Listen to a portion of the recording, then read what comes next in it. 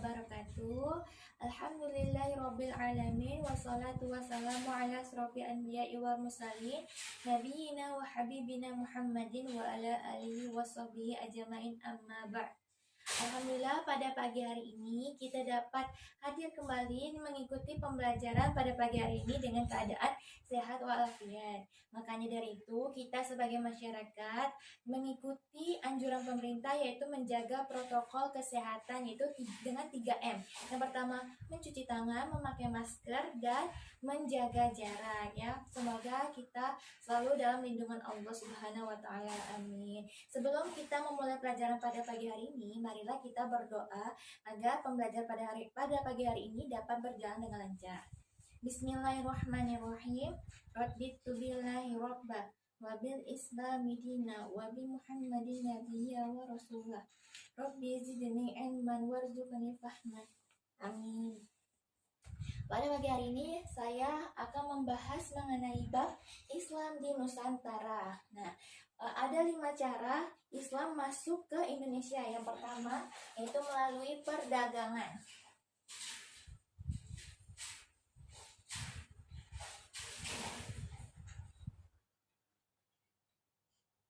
Nah, melalui perdagangan ini masuk pada abad ke-7 sampai 16 Masehi. Nah, pedagang muslim dari Arab, Persia, dan India datang ke Indonesia untuk menyebarkan agama Islam. Kemudian lama-kelamaan pedagang-pedagang muslim yang datang dari Arab, Persia, dan India itu lama-kelamaan makin banyak. Kemudian mereka membentuk sebuah pemukiman yang disebut dengan Pekajon. Dari Pekajon inilah mereka berasimilasi dengan warga lokal. Bukan hanya berinteraksi saja, melainkan mereka juga menyebarkan agama Islam. Nah, bukan hanya berdagang saja, tapi juga mereka menyampaikan atau mendakwai Islam ya. Yang kedua ada melalui pernikahan. Nah, pernikahan pada yang jalur kedua ini yaitu saudagar muslim yang berasal dari Persia, Arab, dan India. Mereka datang ke Indonesia, lalu kebanyakan dari mereka itu menikahi wanita lokal atau wanita pribumi. Namun wanita pribumi yang belum beragama Islam, mereka diminta untuk mengucapkan kalimat syahadat.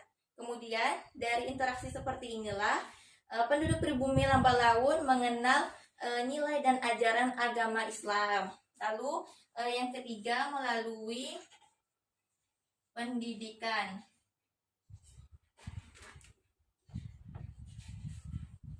Nah, dari pendidikan inilah yang melakukan yaitu warga pribumi atau masyarakat pribumi seperti yang diselenggarakan oleh guru agama, kiai, dan ulama. Mereka memberikan pendidikan berawal dari musola, lalu dari rumah datang ke masjid, kemudian atau ke musola. Kemudian mereka juga membangun madrasah atau pondok pesantren. Nah, dari pondok pesantren inilah mereka mengajar, memberi pemahaman mengenai Islam terhadap santri dan santriwatinya. Nah, kemudian santriwati dan santrinya itu lulus dari pondok pesantren, mereka akan pulang ke kampungnya atau ke daerah-daerah yang belum terjamah agama Islam, belum mengenal agama Islam. Nah, mereka di sana akan mendakwahi tentang agama Islam, tentang memberi pengertian, memberi ilmu tentang agama Islam agar dari sinilah mereka dapat memperluas pengaruh Islam ke berbagai penjuru yang ada di Indonesia. Yang keempat yaitu melalui tasawuf. Nah, tasawuf ini adalah salah satu doktrin atau ajaran agama Islam yang mendekatkan diri kepada Allah Subhanahu wa taala. Nah, pada tasawuf ini, ajaran ini memudahkan orang yang mempunyai dasar ketuhanan lain untuk mengerti dan menerima ajaran Islam. Ajaran tasawuf ini banyak dijumpai dalam cerita babat dan hikayat masyarakat setempat. Beberapa tokoh penyebar tasawuf yang terkenal adalah Syekh Hamzah Fansuri, Syekh Syamsuddin, Syekh Abdul Samad, dan Syekh Nuruddin Ar-Raniri. Nah, lalu yang kelima yaitu melalui kesenian.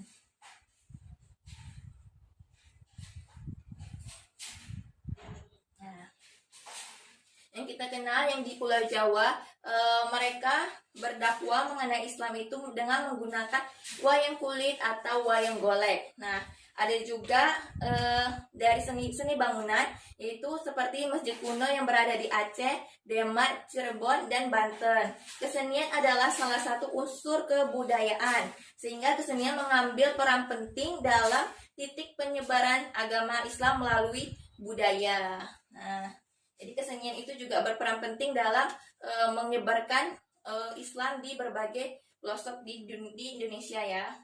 Kemudian berdasarkan bukti-bukti yang ada, Islam pertama kali masuk ke Indonesia yaitu pada abad ke-7 Masehi atau abad ke-1 Hijriah. Masuknya Islam ke Indonesia dari Arab itu melalui dua jalur. Yang pertama jalur utara dengan rute Arab atau Mekah dan Madinah, Damaskus, Baghdad, atau ke Gujarat atau pantai barat India, kemudian ke Sri Lanka, baru ke Indonesia, sampai ke Indonesia. Yang kedua yaitu jalur selatan dengan rute Arab atau Madinah dan Mekah, kemudian ke Yaman, lalu ke Gujarat, lalu ke Sri Lanka, baru sampai ke Indonesia. Nah, dari rute-rute tersebut masuk dan berkembangnya agama Islam di Indonesia adalah peranan para pedagang, khususnya para pedagang Islam dari Arab, Persia, dan Gujarat. Mereka datang ke daerah-daerah di Indonesia untuk berdagang sekaligus menyebarkan juga agama Islam. Bukan hanya berdagang saja, tapi mereka juga ikut andil dalam menyebarkan agama Islam. Nah, dari interaksi yang terjadi antara para pedagang Muslim dengan penduduk setempat, agama Islam kemudian berkembang sampai berdirinya sebuah kerajaan. Nah, kerajaan pertama yang didirikan yaitu kerajaan tertua, kerajaan Islam adalah Kerajaan Samudra Pasai yang berada di Aceh. Nah, pada saat itu Pasai menjadi pusat perdagangan yang banyak disinggahi para pedagang dari berbagai negara, termasuk para pedagang Islam dari Gujarat atau India dan Persia. Demikian pula para pedagang dari berbagai daerah di Indonesia seperti para pedagang Jawa. Dari interaksi para pedagang Islam dengan orang Jawa, Islam juga berkembang di Pulau Jawa. Perkembangan Islam di Pulau Jawa terjadi sangat cepat. Seiring dengan semakin lemahnya kerajaan Majapahit, komunitas Muslim di Jawa kemudian mendirikan kerajaan Islam pertama di Pulau Jawa, yaitu Kerajaan Demak. Dalam perkembangan Kerajaan Demak tumbuh menjadi pusat penyebaran agama Islam ke berbagai daerah di Indonesia. Jadi dari Kerajaan Samudra Pasai, kemudian mereka juga menyebarkan ke Pulau Jawa. Jadi dibangunlah kerajaan, yaitu Kerajaan Demak di Pulau Jawa. Itulah pusat penyebaran agama Islam mulai berkembang di Pulau Jawa. Kemudian faktor yang menyebabkan Islam mudah diterima oleh rakyat Indonesia dan berkembang dengan cepat adalah syarat-syarat masuk agama Islam. Yang pertama ya, syarat-syarat masuk agama Islam sangat mudah, yaitu dengan cuma mengucapkan kalimat syahadat mereka sudah Islam gitu. Kemudian yang kedua, ajaran Islam tidak mengenal adanya kasta-kasta dan menganggap semua manusia mempunyai kedudukan yang sama di hadapan Allah. Jadi mereka tidak mempunyai ya seperti kasta-kasta atau kesenjangan sosial antara muslim lain dengan muslim lain, tidak ada. Misalnya tidak ada yang membedakan antara si kaya dengan si miskin, baru bisa masuk Islam, harus yang si kaya, tidak. Semuanya bisa semua. Mereka pun mendakwain bukan hanya untuk yang orang kaya saja, tapi untuk orang miskin, untuk orang-orang yang ya seperti itulah. Jadi itu tidak ada agama Islam itu tidak ada yang membedakan dengan kasta-kasta ya, tidak ada yang mengenal kasta-kasta. Jadi semua orang bisa masuk agama Islam, baik miskin maupun kaya, baik yang punya rumah atau tidak punya rumah. Ya, oke, selanjutnya yang ketiga yaitu upacara keagamaan dalam ajaran Islam sangat sederhana dan tidak harus mengeluarkan banyak biaya. Yang keempat, agama Islam yang menyebar di Indonesia disesuaikan dengan adat dan tradisi bangsa Indonesia, dan dalam penyebarannya dilakukan dengan damai tanpa kekerasan. Jadi misalnya di Indonesia, misalnya dia menyebarkan di daerah Jambi, nah mereka menggunakan adat istiadat. Misalnya ada orang Jambi yang tidak bisa berbahasa bahasa Indonesia, yang saya bahasa Indonesia yang seperti bahasa-bahasa di Jakarta gitu tidak bisa. Nah, mereka menggunakan bahasa Jambi yang bisa dipahami oleh orang Jambi begitu. Jadi mereka mengikuti adat istiadatnya. Kemudian yang kelima, sifat bangsa Indonesia sangat ramah memberi peluang untuk bergaul lebih erat dengan bangsa lain. Jadi mengapa mudah sekali penyebaran Islam di Indonesia? Karena mereka sangat membuka, maksudnya sangat ramah tamah terhadap orang yang mau menyebarkan agama Islam. Jadi mereka tidak ragu untuk menyebarkan agama Islam karena mereka tidak ada unsur mau kekerasan atau apa. Mereka memang orang Indonesia ini adalah orang yang ramah terhadap siapapun. Jadi mereka sangat senang untuk berdakwah di Indonesia. Nah, yang keenam yaitu runtuhnya kerajaan Majapahit mempelancar penyebaran agama Islam. Berarti sebelum kerajaan Majapahit itu runtuh, mereka sangat sulit untuk menyebarkan agama Islam. Tapi setelah runtuhnya kerajaan Majapahit, Islam sangat mudah menyebar di seluruh pelosok yang ada di Indonesia. Kemudian faktor-faktor tersebut di atas didukung pula dengan semangat para penganut Islam untuk terus menyebarkan agama yang telah dianutnya. Bagi penganut Islam, menyebarkan agama Islam adalah kewajiban, sebuah kewajiban. Jadi dari pedagang Arab, Persia dan India atau Gujarat, mereka menyebarkan ke warga atau masyarakat pribumi. Kemudian masyarakat pribumi yang sudah beragama Islam menyebarkan lagi kepada warga-warga atau masyarakat-masyarakat yang lain yang ada di pelosok-pelosok yang ada di Indonesia. Jadi suatu kewajiban kita untuk mendakwahi mereka tentang Islam ya. Jadi itu adalah kewajiban kita. Lalu perkembangan Islam di beberapa wilayah Indonesia sekitar abad ke-12 sampai abad ke-16 adalah sebagai berikut. Yang pertama di Pulau Sumatera. Nah, di Pulau Sumatera pada abad ke-7 Masehi, daerah Sumatera bagian utara adalah pusat perdagangan rempah-rempah yang sangat ramai. Pedagang-pedagang dari Arab banyak berlabuh di daerah tersebut. Letak pelabuhan yang berada di ujung utara Pulau Sumatera menyebabkan daerah ini menjadi tempat yang strategis untuk menunggu datangnya angin musim dari timur laut yang menuju ke barat. Kemudian, dalam masa penantian musim tersebut, pedagang muslim Arab memanfaatkannya dengan bermacam aktivitas, diantaranya yaitu menyebarkan agama Islam. Di Sumatera bagian selatan, kemunduran kerajaan Buddha Sriwijaya pada abad ke-13 Masehi dimanfaatkan oleh kerajaan Islam Samudra Pasai untuk muncul sebagai suatu kekuatan baru. Nah, itu sejarah yang ada di Pulau Sumatera. Kemudian yang kedua yaitu di Pulau Jawa.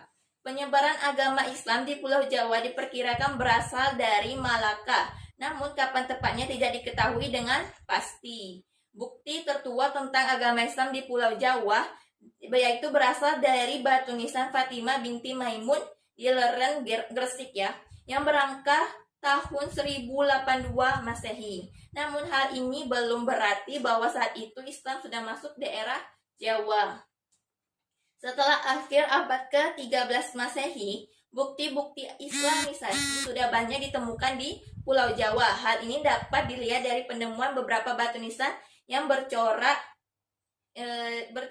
Islam beberapa batu nisan yang bercorak Islam di Troloyo, Trowulan dan Gresik. Dalam berita Mahuan pada tahun 1416 terdapat keterangan tentang adanya orang-orang muslim yang tinggal di kota pelabuhan Gresik. Hal ini membuktikan bahwa komunitas masyarakat muslim mulai berkembang baik di Jawa, terutama di kota-kota pelabuhan. Pada waktu kerajaan Majapahit mengalami masa kemunduran di awal abad ke-15 Masehi, kota-kota pelabuhan seperti Tuban dan Gresik muncul sebagai pusat penyebaran agama Islam. Dari kedua kota ini, pengaruh agama Islam menyebar ke kota-kota pelabuhan lain seperti Demak, bahkan sampai ke Pelabuhan Maluku. Dari Demak, pengaruh Islam menyebar ke kota-kota pelabuhan yang merupakan daerah perdagangan yang sangat ramai seperti Cirebon, Sunda Kelapa, dan Banten. Jadi di Pulau Jawa ini dari pelabuhan ke pelabuhan, maksudnya dari pelabuhan satu ke pelabuhan satu untuk bisa menyebarkan agama Islam. Dia